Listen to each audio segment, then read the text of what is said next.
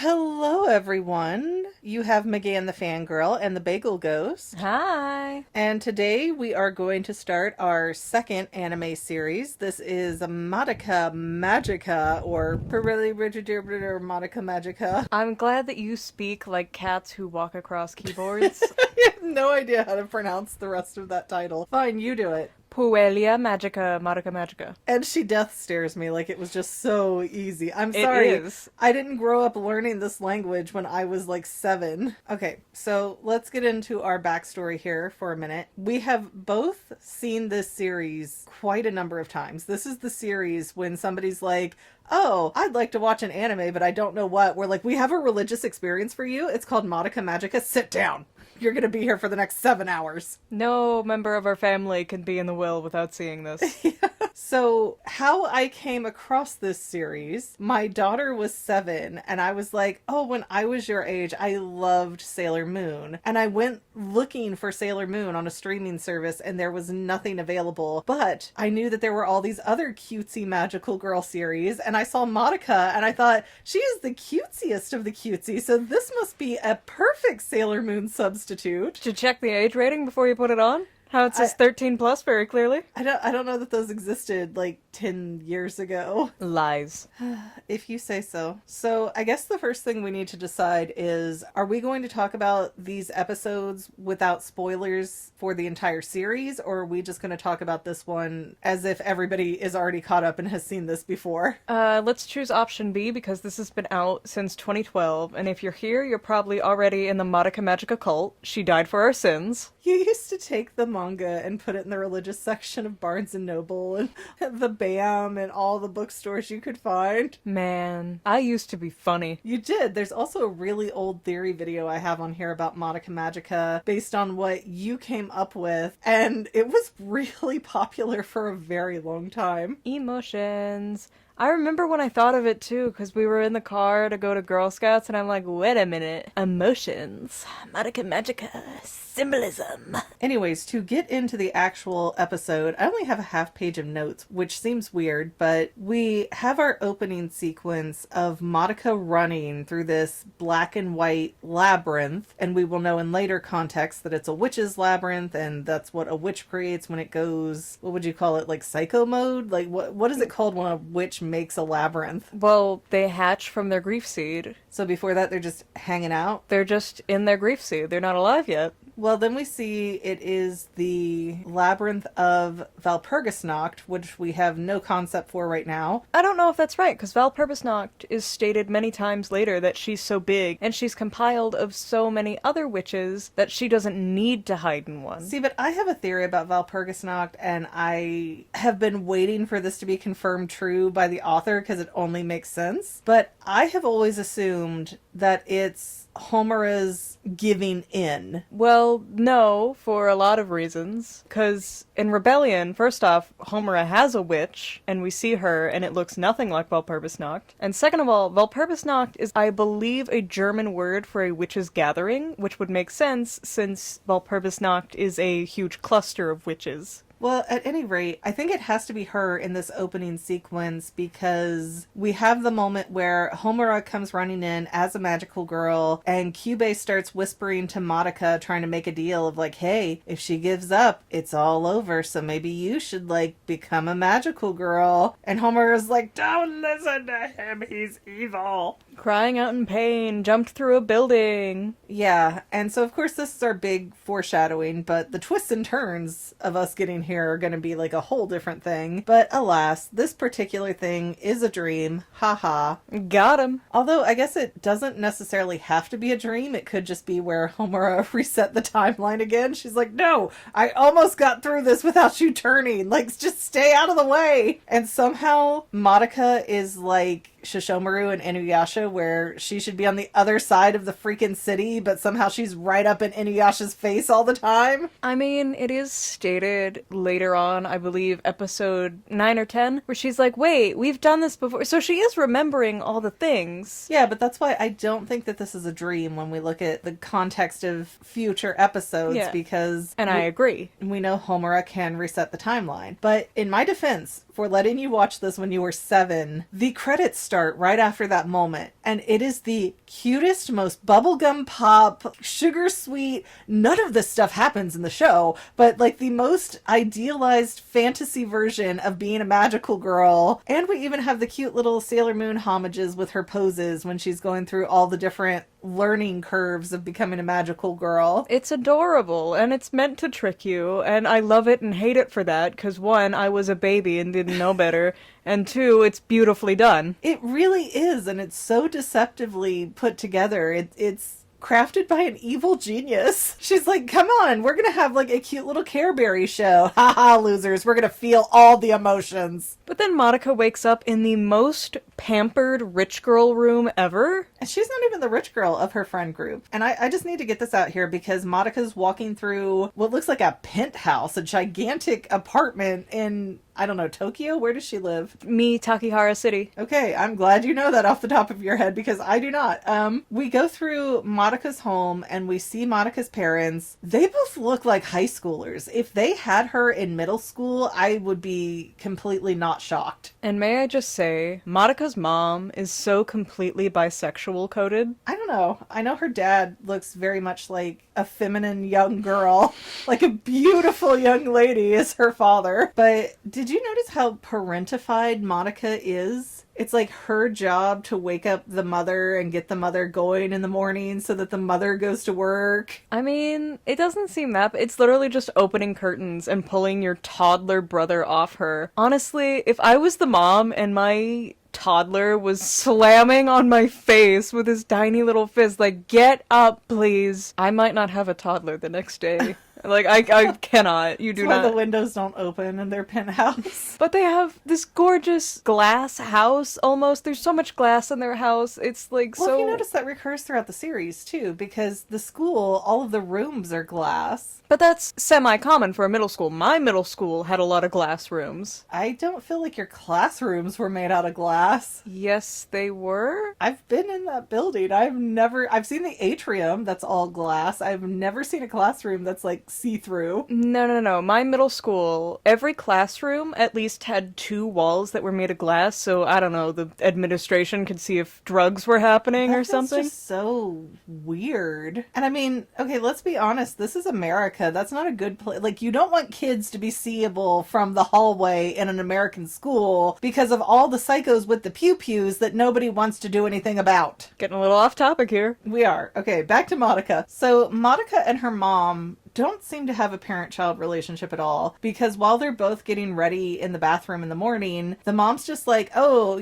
tell me about the gossip, tell me about the cute boys. And she's even dishing dirt on, oh, yeah, if this is real for classmates A and C, then it'll be forever, and if not, things will start falling apart. And very big sister-like and not mother-like. I have to disagree with you here because Madoka's mother feels like she is a girl boss. She is instilling confidence and knowledge into Madoka from a very young age. And as we see later on in, I believe, episode 10-11, like, Madoka and Homura do this switch in personalities where Madoka goes from being this eager to make friends, social, confident girl to being shy and just unable to speak for most of the show. Do we know what the mother does officially, like what her job title is? Yeah, she does big office something. Big office. Big office something. But they do that switch even so much so that in Rebellion, Madoka's coming in as the transfer student and Homura's showing her around. I'm gonna be honest, it's been too long since I've seen Rebellion. It's out of my brain. I don't remember most of it, just the ending. And let's not talk about that while we're talking about the series, because other people might not remember it or might not have seen it. But then we get to meet Madoka's friends as she walks to school. There's Hitome, the really kind of generic rich girl with the green hair. And then there's Sayaka, who right from the start just feels kind of gay. Like she's finding an excuse to chase Madoka around and grab her boobs out in the middle of the walkway to school. You've never grabbed your friend's boobs before? I have, but not in this context of like, oh, come here, you sweet little silly. Like, that felt like some weird, I want to feel up a woman thing. Like, Everyone hasn't wanted to feel up a woman. But yeah, I'll agree. Sayaka's very gay throughout the whole show, and I think she just didn't realize it until Kyoko came around. Yeah, it's true. It does feel like later on that Kyoko and Sayaka are very quickly bonded in that way, but Sayaka's also after this sick boy that seems to like her, but She's going after a beard. I don't know. We'll talk more about him when he comes on screen and I can better analyze it again. But now they're in their glass box classroom, which, again, that just feels very weird. Especially with how brazen the teacher's acting, like breaking her pointer and yelling at the men in the class of, "Don't you treat women this way because I was treated badly last night."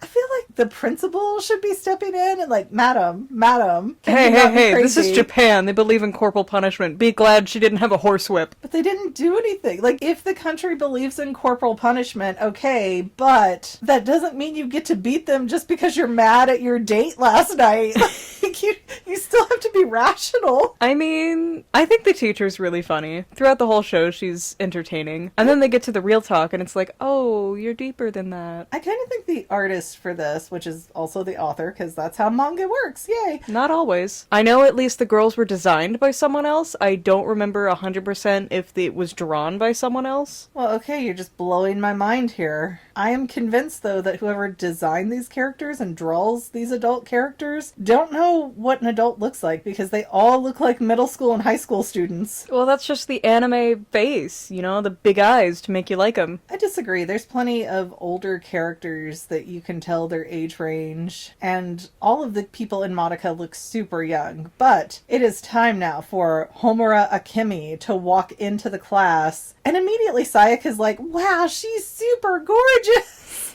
Again, not helping her case. And if she likes girls, that's totally cool. There's nothing wrong with that, but it's kind of weird how they frame it in this show that, like, Sayaka's drooling over girls, but we're going to pretend that she likes this boy. I think she is a middle school girl who doesn't fully understand her feelings or the honestly controversial thought of being a lesbian, and I think she's just looking to be super best friends with Kyosuke, and in her mind that means romantically. So when that doesn't work out, she's like, oh crap, what am I gonna do now? Well, but we don't even see Kyosuke in this episode, so as far as right now, he's a moot point. You know the old Looney Tunes where they'd have the wolf that would get the hard eyes when he saw a pretty girl walk into the room? Not particularly, but I know what you're talking about. Yes, did you know? Okay, whatever. That feels like Sayaka in this first 5 minutes. Awooga.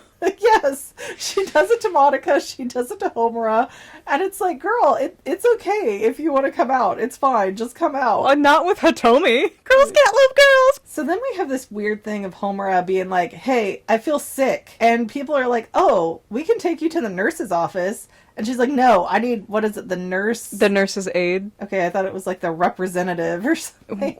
The nurse's class representative. Like, I need this designated person in the class to take me to the nurse. Madoka, that's you, right? Let's go. And then Homura proceeds to lead the way to the nurse.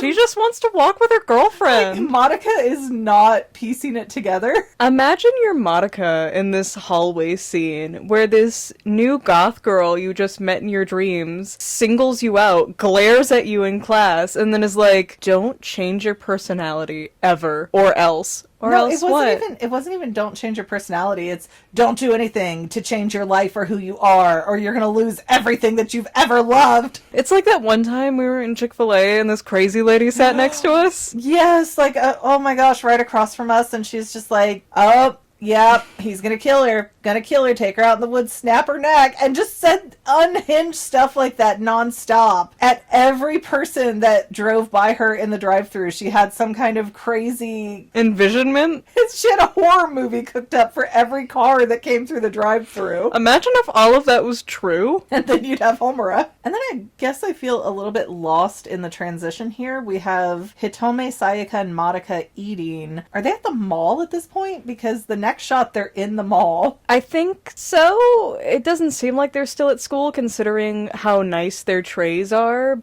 Although Japanese are better than us. Yeah, American lunches are just poison on a tray. Again, it feels like a really weird transition because we go from walking to school. School has started, going to the nurse's office. Now it's after school and we're at the mall. I believe the implication was that Madoka was telling the girls about how she felt with Homura being creepy. Yeah, and Sayaka is like, oh man, it sucks that the new girl's acting like that. I wonder if it's almost in a way of, oh good, now you don't fixate on the new girl so I can fixate on the new girl. I don't think so. Even later on in the series, Homura and Sayaka are constantly clashing with each other because they are both the most stubborn characters within the show.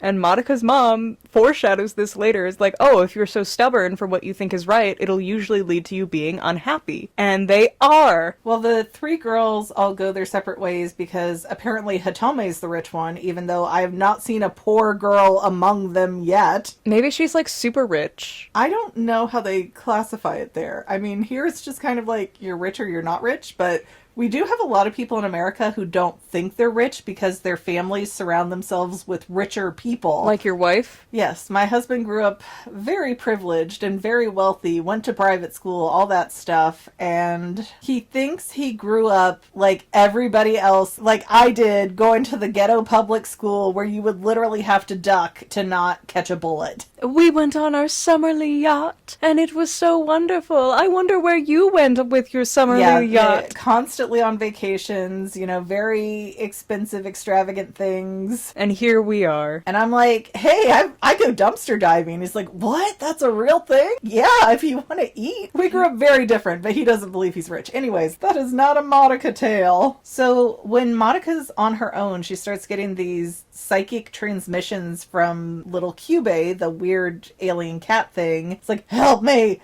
Help me! And I love how evilly this show crafts this one section because Kyubey's using the Sailor Moon tactic to lure Madoka in. Well, and that's the really interesting parallel here because, I mean, people don't remember this if they haven't watched the show recently, but if you go back, at least in the 90s version of Sailor Moon or the original manga, when Luna showed up, she was an alien communicating with other aliens and you didn't really know if she was a safe character or if you should believe in her, and she's bestowing these powers onto Sailor Moon, and it's very confusing for a while until all the information kind of comes forward, and then it's like, oh, it's Luna, she's wonderful. But here we have that same scenario, but Kyubey's gonna be evil. Like, really evil. Like, capitalism evil. And Kyubey is in some sectioned off part of the mall or behind the stores. He's in a weird zone. Almost like a parking lot that's still being built. Yeah, it's a very, like an abandoned department store kind of feeling to it, or between the walls of something. And may I just say, there were many warning signs and block-off sections that said, don't come here, and Madoka doesn't even, like, blink before removing them and leaving. But the voices in her head told her to come.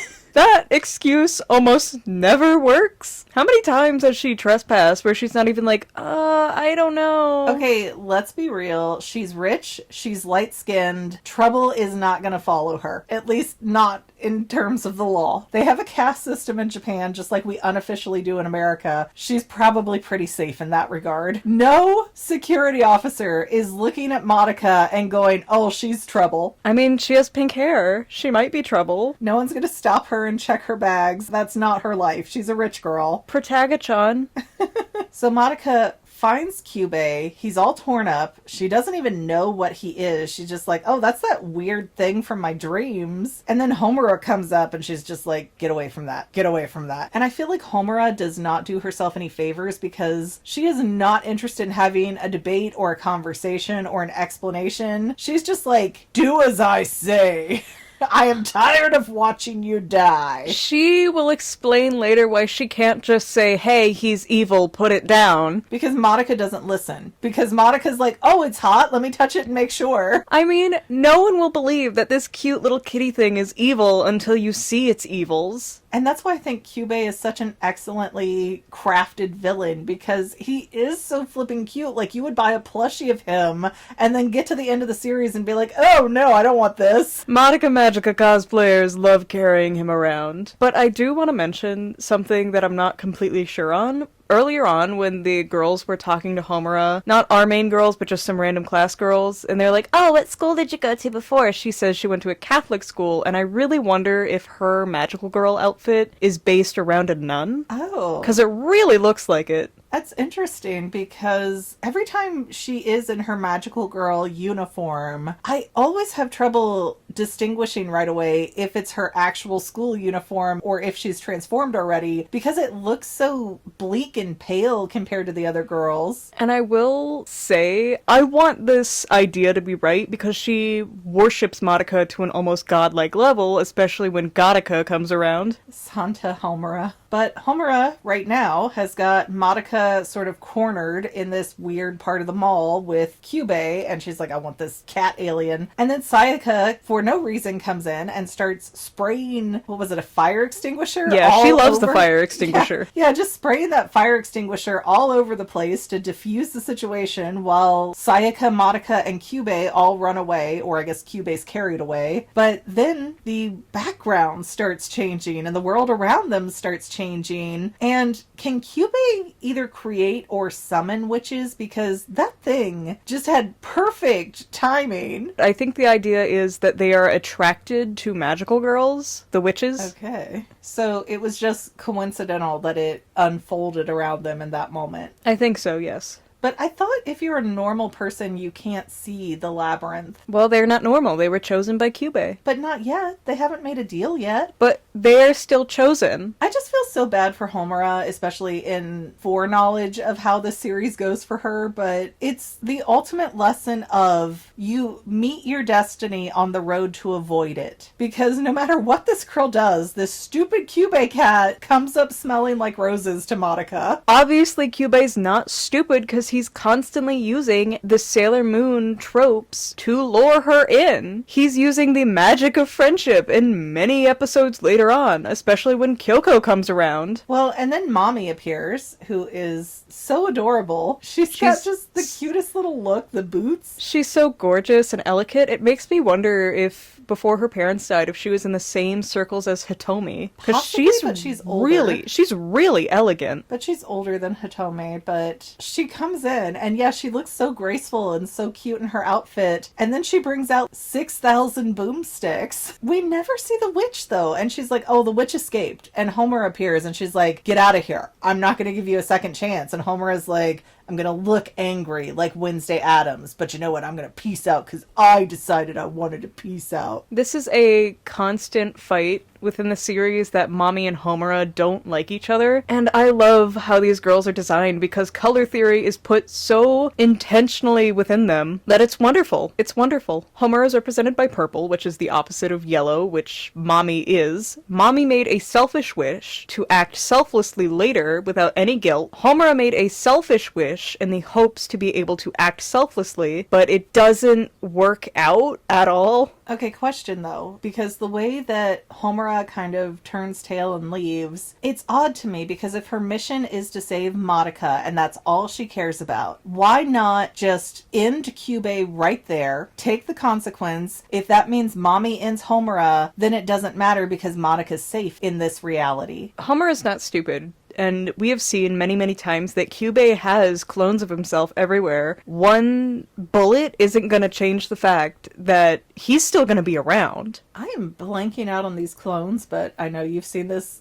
20 more times than I have, so I'm not going to argue that point. But does that mean that Mommy is stronger than Homura? They're at least on equal par. Yeah, it just seems odd that Homura's not willing to throw down when she feels like she's this close to, you know, getting at least one of the Kyubeis down. Even in episode 3, right before Mommy bit it, Ha ha ha. ha ha ha, right before she bit it, Homura can't stop Mommy when she's bound by her magic. So then Homura is on a lesser footing. And I know in the movie, the third movie, they have an amazing back and forth fight that is very violent, but very gratifying to watch. But it does seem like Mommy is the most powered of who's there right now. And then I would kind of argue that Kyoko is more powerful than Mommy once she comes to town. It's implied that Mommy is the strongest of the group, especially because in the third movie, she's leading the group, which you would not do if you were Madoka, because... Okay, but Kyoko is not really a leader type. I wouldn't take that to mean that Kyoko's not stronger. I want to say Kyoko and Homura are on the same footing as just